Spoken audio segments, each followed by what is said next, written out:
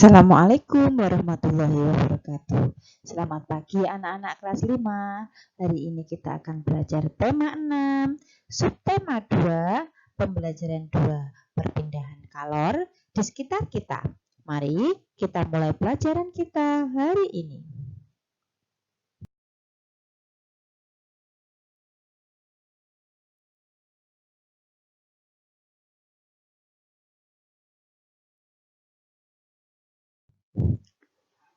Mari kalian bersama-sama menyimak dialog yang ada pada layar. Udara di luar dingin sekali sore ini. Angin bertiup cukup kencang, sehingga Siti segera menutup pintu rumahnya. Siti kembali ke dapur untuk menemani ibunya memasak. Siti melihat ibunya menjerang air untuk membuat teh. Ibu, mengapa air di dalam panci itu bisa mendidih jika terus dijerang di atas api kompor itu? Padahal air itu tidak terkena api kompor langsung. Pertanyaan bagus, Siti. Kemarin kamu bercerita tentang perpindahan panas yang membuat panci logam ini menjadi panas jika diletakkan di atas api. Kali ini kamu penasaran dengan bagaimana air itu bisa mendidih?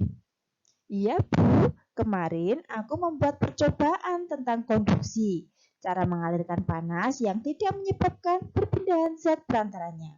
Misalnya, sendok logam yang terasa panas jika dimasukkan ke dalam air panas. Baiklah, Ibu mengerti. Kamu pasti masih sangat penasaran. Bagaimana kalau kita diskusikan dengan ayah? Sekalian kamu bawakan teh hangat yang kamu buat untuk beliau. Ide bagus, Bu. Nah, sekarang supaya kalian lebih paham lagi, mari kita baca bacaan perpindahan panas atau kalor secara konveksi. Perpindahan kalor secara konveksi ialah perpindahan kalor yang disertai dengan perpindahan zat perantaranya. Umumnya, peristiwa perpindahan kalor secara konveksi terjadi pada zat cair dan gas. Zat yang menerima kalor akan memuai dan menjadi lebih ringan sehingga akan bergerak ke atas. Saat zat yang lebih ringan tersebut pindah ke atas, molekul zat yang ada di atasnya akan menggantikannya. Perpindahan secara konveksi dapat diumpamakan dengan kegiatan memindahkan setumpuk buku dari satu tempat ke tempat lain. Ketika kamu memindahkan buku tersebut ke tempat lain, tentu kamu akan ikut bersama dengan buku-buku tersebut. Jika buku-buku itu diumpamakan sebagai energi panas dan kamu adalah medianya, maka perpindahan kalor dengan cara konveksi akan menyertakan perantaranya.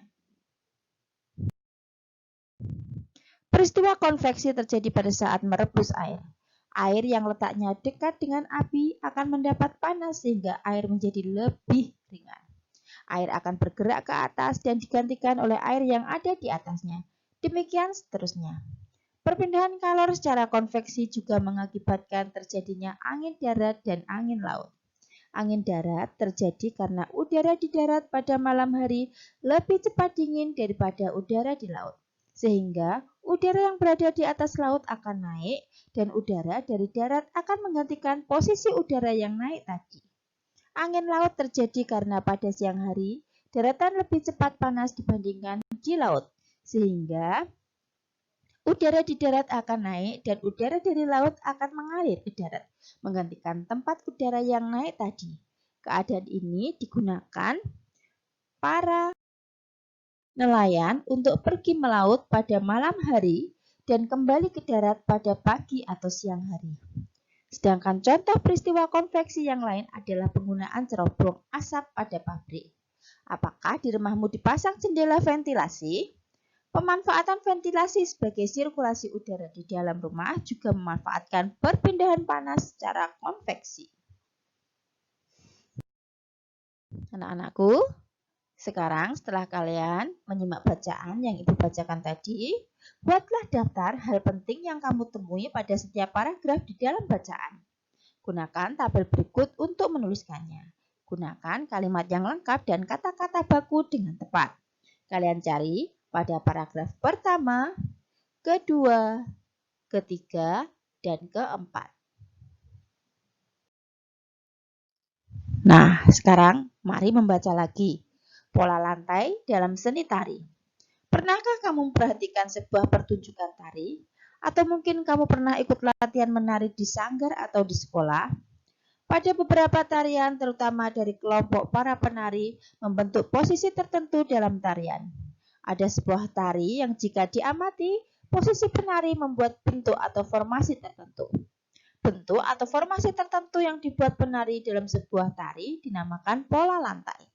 Pola lantai merupakan garis yang dilalui penari pada saat melakukan gerak tari. Pola lantai ini dilakukan baik oleh penari tunggal, berpasangan, atau penari kelompok. Dalam tarian terdapat dua pola garis dasar pada lantai, yaitu garis lurus dan lengkung. Pada garis lurus terdiri atas pola lantai horizontal, vertikal, dan diagonal. Pengembangan pola lantai lurus dapat berupa pola lantai zigzag, segitiga, segi 4, dan segi 5. Kalian perhatikan gambar A. Selain garis lurus, terdapat juga pola garis lengkung. Pola ini pun dapat dikembangkan menjadi berbagai pola lantai.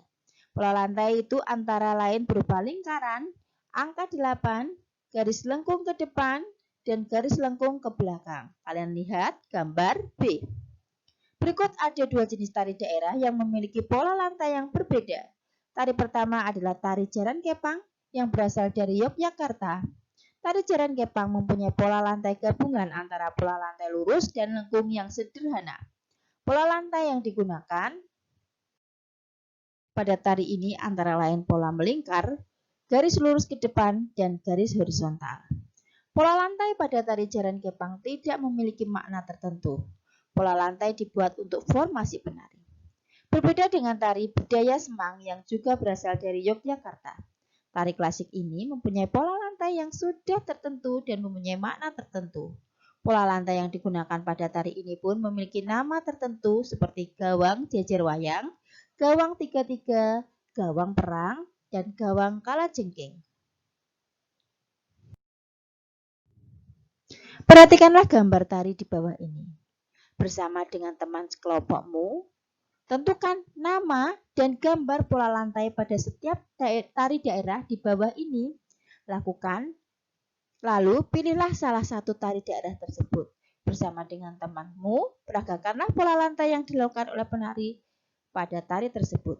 Gambarkanlah pola lantai tari tersebut. Kalian hanya menulis pola lantainya, kemudian gambar pola lantai tarian tersebut. Ya, dua tarian itu kalian sebutkan pola lantainya bagaimana, kemudian kalian gambarkan pola lantainya itu. Ya, ini sebagai tugas yang terakhir. Berarti 4 ya tarinya. Nah, pembelajaran hari ini telah selesai. Kurang lebihnya Ibu mohon maaf. Wassalamualaikum warahmatullahi wabarakatuh.